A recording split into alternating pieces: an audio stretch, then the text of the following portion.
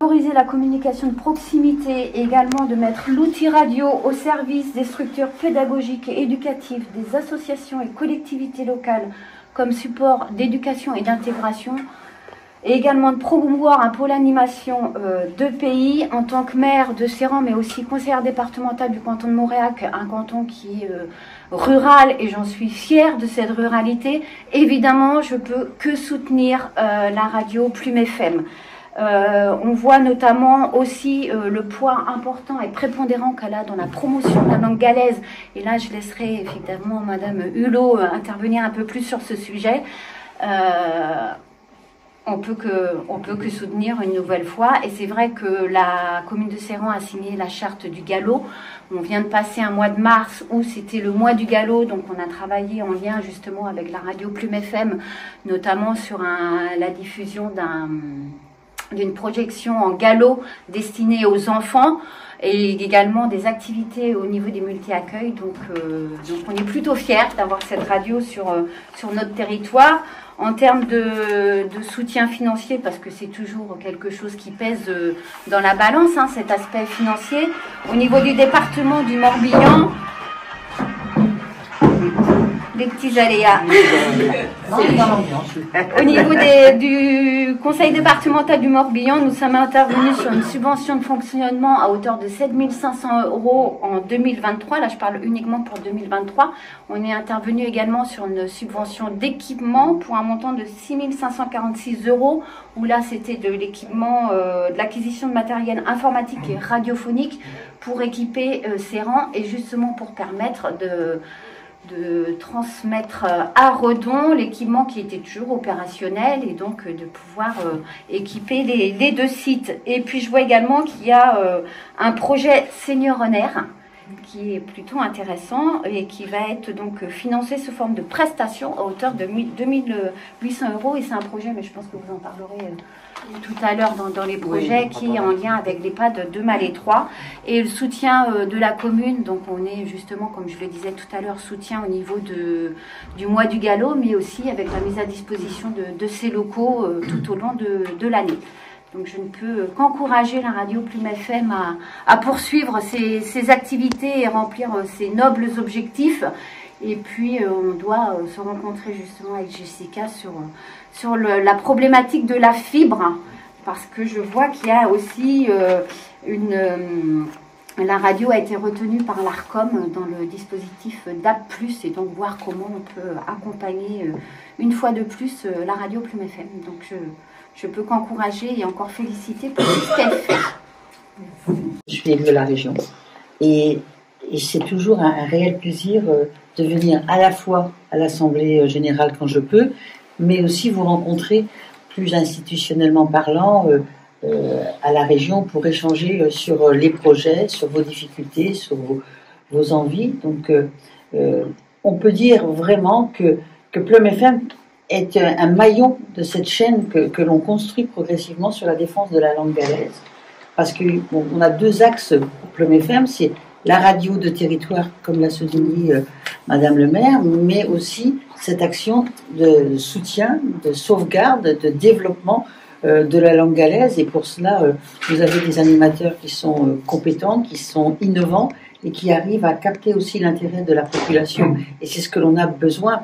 Nous venons de voter en décembre 2023 ce qu'on appelle le plan de réappropriation des langues de Bretagne, c'est-à-dire breton et gallo, donc en ce qui concerne le gallo, et cela fait partie de cette envie, de ce besoin d'avoir une conscientisation des populations, qu'ils doivent savoir que leur langue n'est pas une langue de plouc, mais c'est bien une langue d'émotion, une langue de cœur, et ils doivent la porter avec fierté, plutôt que de la manger et de ne pas la transmettre.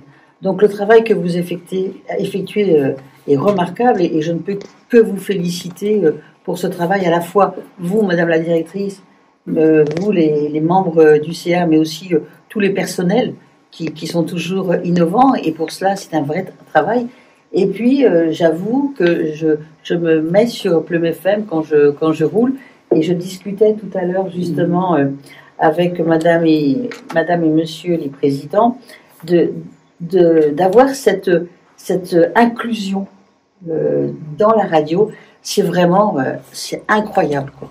J'écoutais donc l'émission où il y avait deux animateurs qui présentaient donc les succès, c'est ça Ils sont 5 les années succès. Les années succès. Voilà, j'écoutais et c'était génial parce que à la fois donc on nous présente le titre et on amène un petit bout de sa vie dans cette présentation et comment on a vécu ce titre, le titre, une chanson, ça a toujours une relation avec l'individu.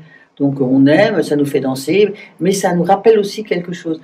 Et là, de partager avec eux, moi qui roulais, je trouvais ça hyper émouvant. Donc, je tiens aussi à féliciter, c'était JB qui portait aussi souvent ce... Ah bah oui, pardon. Excusez-moi. Vous rajeunissez, vous êtes comme moi. Oui, c'est ça. Et c'est vrai, ce côté de la radio, il n'y en a pas beaucoup de radios qui s'investissent dans un public un petit peu décalé. Et vraiment, le travail que vous faites est remarquable parce qu'on a besoin d'avoir des endroits, justement, de partager ces moments avec ce public qu'on n'a pas forcément l'habitude de rencontrer. Donc, moi, je veux dire, comme Madame le maire, bravo, encore bravo, et toujours bravo, et sachez que je serai toujours à votre écoute. D'ailleurs, quand on s'est vu, c'est très rare que je diminue vos subventions. Hein, c'est vrai. Jusqu'à présent, voilà. Ah, je suis. Ça n'est jamais arrivé. Non, jamais. Non, mais ce n'est pas. Voilà, il faut savoir que une subvention, Madame le maire, c'est ce que Madame la conseillère départementale le sait aussi. Une subvention n'est pas acquise d'avance. Elle est acquise parce qu'il y a un projet, il y a un vrai projet. Et quand vous présentez vos projets, ce sont des projets à laquelle je ne peux qu'adhérer. C'est vraiment votre imagination de la radio, c'est vraiment super, quoi. Donc pour tout ça, c'est à moi de vous remercier. Voilà. Les radios associatives sont notées en France. Elles reçoivent une note sur 12,5, mais bon, pas 12,5, ça c'est 12,5. En théorie, ce classement est un peu confidentiel. Dans la réalité, on arrive à se le procurer. Et sur les, aujourd'hui, plus de 800 radios associatives en France, Plume FM arrive régulièrement dans l'équipe première. Avec le maximum de points. Avec le maximum de points. Avec les autres qui sont en fait le maximum comme. Je commence. Alors, puisque les excuser, ça y est, c'est fait. Nous tenons à remercier l'ensemble de l'équipe de Plume FM ici présent, les animateurs bénévoles, les administrateurs, les sympathisants et les salariés, tous ceux qui ont pu venir, ainsi que nos partenaires, bien entendu. Nous avons vécu une année particulièrement riche avec l'ouverture officielle de la fréquence qui a fait suivre au gros travail d'accueil et de formation de nouveaux bénévoles, de rencontres de nouveaux partenaires et d'enregistrement d'émissions dans les locaux de Redon. Le 107.8 a élargi la capacité de diffusion de Plume FM sur le territoire galaisan, ce qui n'est que justice puisque nous sommes la première radio galaisante, n'est-ce pas ? Nous nous réjouissons de pouvoir donner la parole aux habitants et aux structures du territoire où nous étions attendus, comme on nous l'a fait remarquer à plusieurs reprises. De nombreux bénévoles sont déjà venus nous rejoindre dans les locaux de la Maison Confluence, où ont eu lieu formation et permanence, et où ont commencé les premières émissions. Si vous écoutez la radio, ce qu'on espère fortement, vous avez déjà pu entendre quelques nouveautés de qualité autour de la musique, des temps de réflexion sur le monde et l'homme, et beaucoup de nouvelles voix en galop. Et des choses vraiment de grande qualité. Il y a peu, on se rendait compte que certains des animateurs de Redon s'étaient lancés dans des aventures qui leur paraissaient un peu démesurées aujourd'hui. Ils ne s'étaient pas rendus compte du boulot que ça représentait. Mais je pense qu'ils sont tellement contents de faire ce qu'ils font qu'ils se débrouilleront pour trouver les moyens de continuer, je pense. On voit l'amélioration des émissions. Ah, vraiment, c'est vraiment de grande qualité aussi, pour un chapeau. Nous avons pu compter, comme toujours cette année, sur nos salariés et nos services civiques. Clément nous a quittés en septembre pour rejoindre Radio Boa à Quimperlé. Clément qui est quand même venu nous voir. Et je crois pouvoir dire au nom de tous qu'on l'a vu partir avec beaucoup de regrets. C'était un chouette copain et un chouette coéquipier. Toujours. Oui. C'est vrai. Voilà. Il avait largement contribué à la vie de la radio à Serran, puis à la formation des bénévoles à Redon, ainsi qu'à la mise en place du studio. Ceci dit, nous sommes très heureux pour lui qu'il ait été retenu sur ce poste. Et en plus, ça nous permet de continuer à collaborer avec lui sur un projet que nous avons largement contribué à monter nous-mêmes. Bon, c'est pas si loin. Salariés et services civiques ont su s'adapter en permanence cette année encore pour trouver les meilleures solutions pour la radio, l'accompagnement des bénévoles et la mise en onde du radio de qualité sur 2 fréquences. Oui. On a pu aussi mesurer l'engagement de nos administrateurs, il y en a quelques-uns qui sont là bien sûr, pour cette mise en onde, même si Plume FM avait déjà obtenu une fréquence, c'était en 1992, donc voilà, personne ici n'était là, il y en a qui étaient pas nés. C'était quand même complètement nouveau pour nous, il fallait rencontrer des nouveaux partenaires, un nouveau public, lancer une grille en lien avec le territoire à déchiffrer, qui était le territoire de Redon, chercher des locaux, se renseigner sur du matériel spécifique, trouver des financements. C'est un vaste chantier et on l'a mené tout en continuant à faire vivre l'antenne de Serran, c'est-à-dire le 102.1. Et ça a demandé à l'équipe des trésors d'ingéniosité et une énergie de tous les jours. Et on ne les remerciera jamais assez d'un grand écart qui est... voilà, ça a été beaucoup d'engagement. Aucun d'entre nous n'avait mesuré la complexité d'un tel challenge, même si on nous avait prévenu, très clairement. Et nous continuons encore à découvrir des difficultés d'articulation entre les 2 fréquences aujourd'hui, y compris des petits bugs techniques qui arrivent régulièrement. Nous tenons particulièrement à remercier Madame Catherine Girard et Monsieur Damien Guillas pour leur écoute et le soutien apporté à notre équipe durant notre installation à Redon, ainsi que tous les bénévoles, bien sûr, qui ont pris l'antenne avec beaucoup d'enthousiasme. Notre radio est à présent bien équipée sur le territoire de Redon, mais aussi à Serran, où le matériel vieillissant donc, a été remplacé par des nouvelles machines toutes neuves. Alors, le matériel vieillissant, il y en a un morceau ici. Là. Voilà. Tout de suite, ça fait vintage. Hein. Donc, on a remplacé donc, la table de mixage, la chaîne du son, des ordinateurs, grâce au soutien du conseil départemental, du Morbihan et du ministère de la Culture, que nous remercions bien entendu pour cela.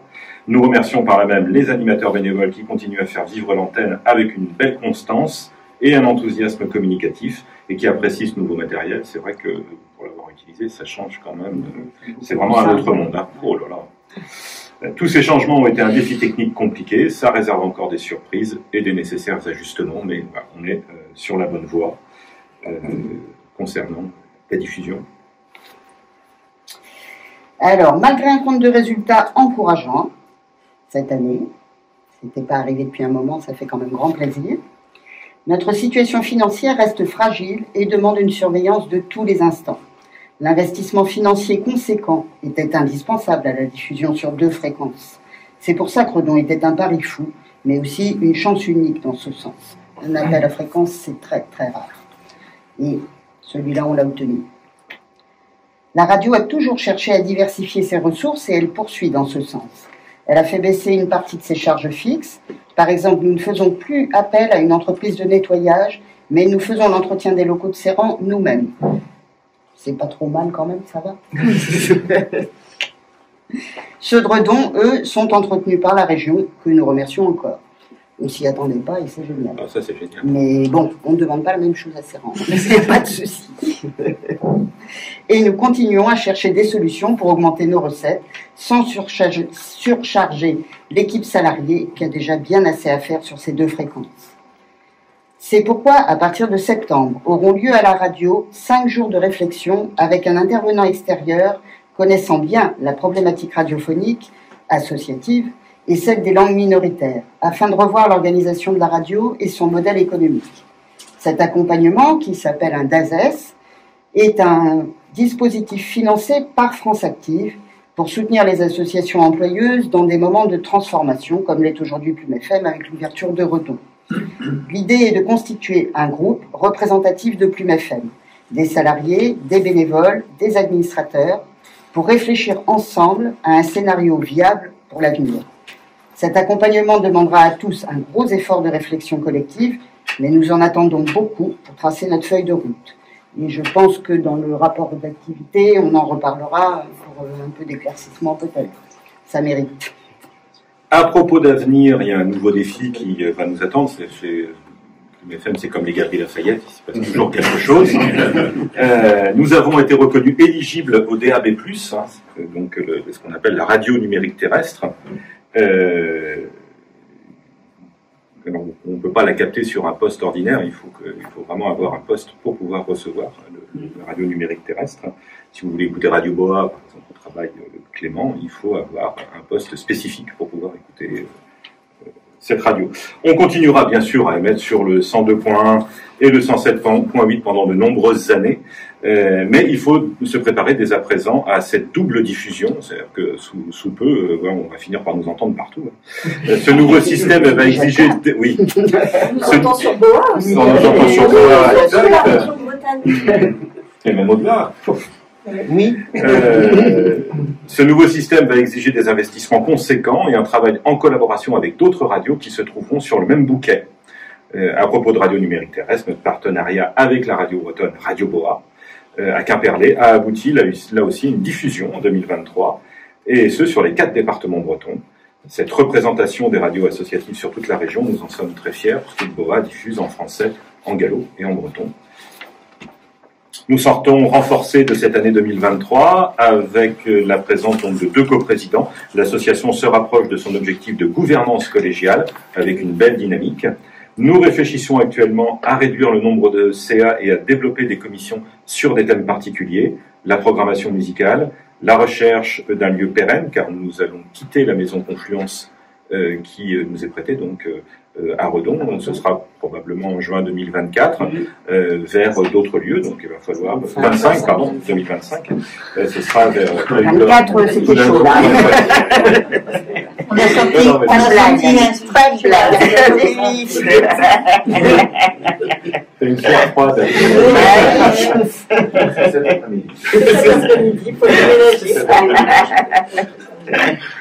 Voilà, donc on va tenter de réduire le nombre de CA et de développer donc des commissions sur des thèmes particuliers, donc la programmation musicale, la recherche d'un nouveau lieu pour Redon, une réflexion autour de la vie associative, l'élaboration d'une charte bénévole. Il y a pas mal de chantiers en cours. On sera d'ailleurs ravis d'accueillir de nouveaux bénévoles pour participer à cette aventure au sein du CA. C'est un peu ce que connaissent toutes les associations. Il y a des bénévoles, mais de moins en moins s'engagent dans les conseils d'administration.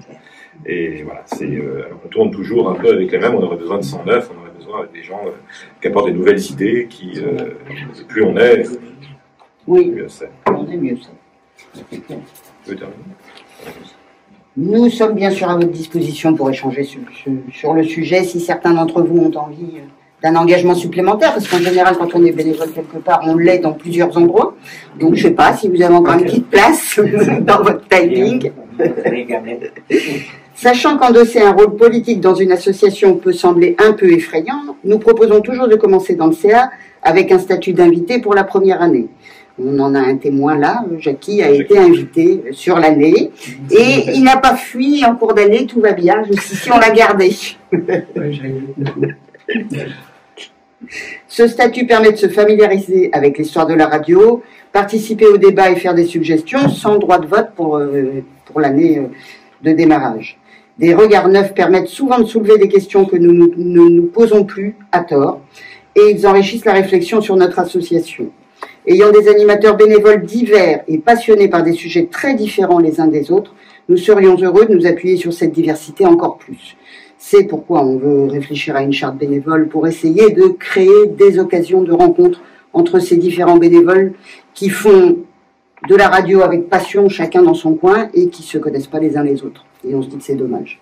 Le rôle d'une association, c'est quand même aussi d'essayer de faire vivre, dans le sens premier du terme. Je suis bénévole ici depuis 2009. Je pense qu'il y a certains bénévoles que je ne connais pas. Jamais rencontré. Ça fait 15 ans, je ne les connais pas. Ce qui est quand même très dommage. Voilà. Avec une passion commune comme ça, oui. Il faudrait pouvoir partager réellement. Merci pour votre écoute, votre soutien, votre présence et votre engagement à tous dans la vie de notre radio. Cette actrice de territoire éclectique, ouverte à toutes et à tous. Je voudrais souligner Madame Hulot.